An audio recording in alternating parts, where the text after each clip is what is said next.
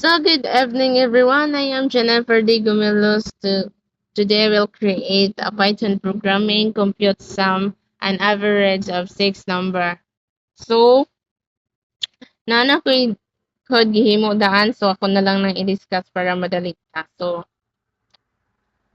ako ni siyang i-discuss step by step. So, using input and casting. Num1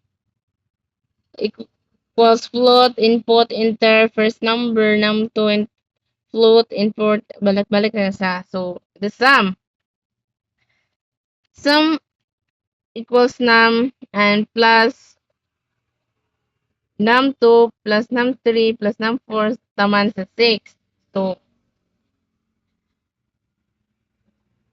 pagkuha og at pag-input sa user, kada linya input mangayo og mirugikan sa user. So, ang float ay mo convert sa sulod nga text ngadto sa decimal.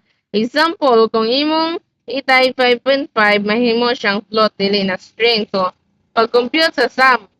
So, sum equals num1, num2, num3, num4, num5, num6. So, gi-add tanan nga numero nga imong gi-input. Example, kung imong gi-type 10, 20, 30, 40, 50, ang result kay sum 210. So, pag-compute sa average, sum to 6. So, i-divide ang total sa 6 kada numero. So, 210 divided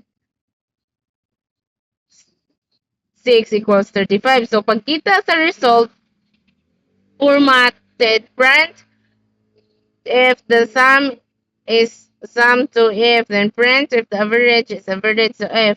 So, ang sum to if o average to if, nagpasabot nga 2 decimal place lang ang ipakita. Example, output, the sum is 210.00, the average is 35.00. So, pasabot, nagkuha og 6 ka numero gikan sa user, gi-convert tanan ngadto sa float, gi-add tanan para makuha ang total, gi-divide sa 6 para makuha ang average. So gipakita ang result nga adunay duha ka decimal place.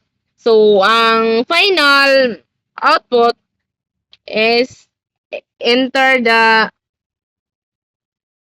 first number. So ang atong example dito 10, 20 to 30. So mausab ang atong gibutang 10. The second number, 20. The third number, 30. The fourth, 40. The fifth, 50. The sixth, 60. So, mo na siya ang program finish. So, 210 tanan pareha sa akong giingon kaniya. And that's all. Thank you. Bye.